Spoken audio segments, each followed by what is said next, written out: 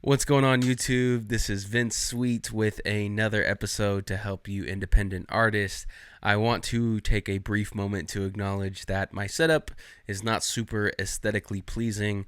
I have just moved out of my studio, just moved out of my apartment as I gear up for some travel. We're making it work. So I do guarantee you though that if you stick around, I will be able to provide some value for you. On today's lesson, I do want to go over all the different ways you can create a song without knowing how to play an instrument. So I think this will be valuable for beginners, intermediate, and professional artists alike. If you don't know how to play an instrument, these are 4 different hacks that I love. And then if you do know how to play an instrument and may not have access to one or need to mix things up, I think these are super valuable. So without further ado, let's get into it. So the first resource that I do want to talk about is Splice. I'm sure a lot of you are familiar with Splice. If you're not, then welcome to a holy grail of sounds. Even though you already do know about Splice, I would encourage you to still take a listen because some of these workflows might be different than what you're used to. Hopefully I can present something new for you. So for the purpose of today, we are going to be discussing how to finish a song in the sense of melody and lyrics. So the top line. The first thing I want to introduce you to is Splice. If I were to create a song when it comes to Splice, I typically go towards the keys or guitar section, and I also want to go into chords. So if we go into chords, you'll see all of these different options for you. For you beginners out there, for the sake of simplicity, I would probably filter it to loops.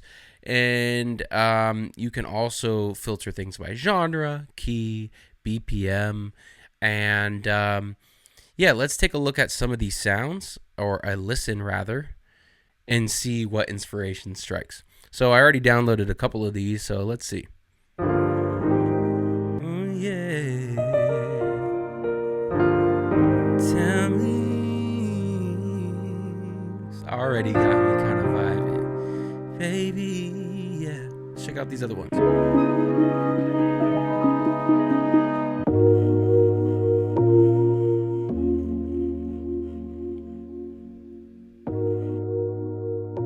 Oh, that's kind of cool. You could do some like trap soul vibes to this. So there's different options. What you would do with Splice is you would essentially download them, and then you would come here to the app, and then you would drag and drop this into your DAW. So I use Logic. I would drag and drop it into Logic, and then I would adjust the BPM to be that 95 BPM at the top of my DAW. So that's a quick explainer of Splice, and I'm sure I'll elaborate on how to use all of these by the end of the video.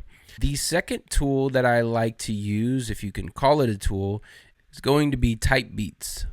So let's say that you are a fan of Dua Lipa. You can go to YouTube and you can type in Dua Lipa type beat, or you can do Lil Nas X type beat, or you could do Billie Eilish type beat.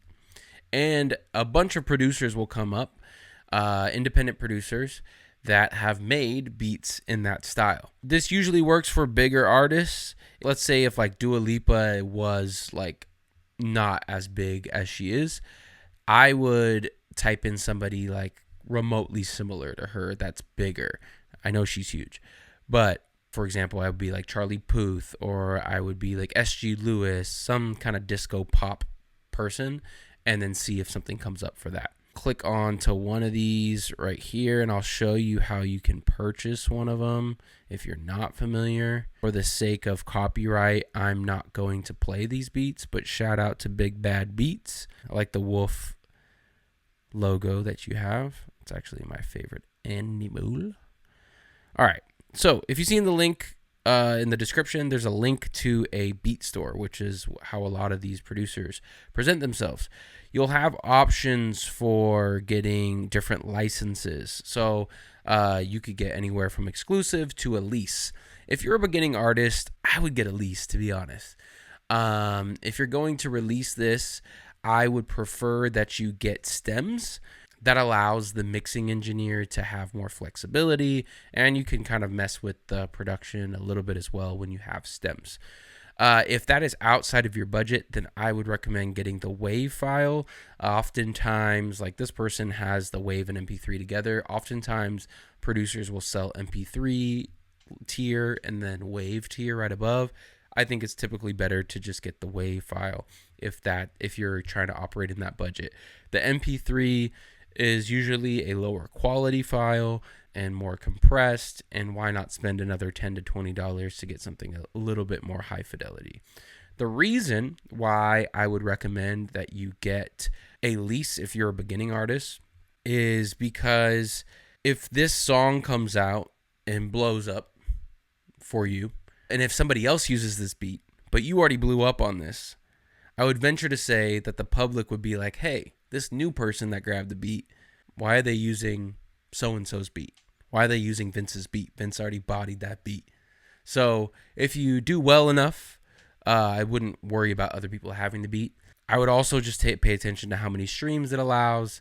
You could try to gauge what you think the song would get streaming-wise. So that's my little tidbit on type beats. It's a great, fast way for you to get creative. Now, I also want to go over Unison MIDI Chord Packs. I am not sponsored by them. I feel like I see their ads all the time, but they're great. Reason why they're good is because instead of playing the piano and playing chords for yourself, you can go ahead and drag and drop chord progressions. And for the beginning artists out there, again, you only need 3 to 4 chords to make a progression. You could make a full song with just that. So even with these splice loops, you'll notice that there's probably like 3 to 4 chords inside of those, and you can create a full song off of that. So you don't need much to make a song. With the MIDI chord packs, it's cool because it gives you more flexibility than the splice option. You can essentially drag and drop these MIDI files, and they'll usually be sustained chords, and you can cut up those chords to make them more staccato, or you can make the velocity like more aggressive, or you can like make it like a soft pad. You could adjust the sound that is associated with the MIDI. So if you want to bring those chords in and have it be strings, it could be strings, or if you want to layer it with piano, you could play piano on those same chord progressions. So hopefully that makes sense. You can also have more flexibility on adjusting the BPM for the MIDI chord pack. So it's a more flexible tool than Splice, but it does take a bit more work for you to get into a really good sounding vibe. Lastly, I want to go over TuneBat. Let's say you're like, I want to make a track like Don't Start Now. If I want to make something that's inspired by this, or at least goes on the same playlist as Don't Start Now, this would be a good place to start looking at, okay, it's in a minor key. Cool, maybe I'll create something in a minor key. So either that means I go to Splice and I find some minor chords, or I go into the Unison MIDI Chord Pack and I find something that's in a minor key, or YouTube, etc. Also, in Splice, you can filter by the BPM range. You can go ahead and find something that is within the 118 to 128 range, and find something that is living in the same danceability range. Sorry, my headphones are like cutting in and out, and I really hope that this recording's okay. Okay.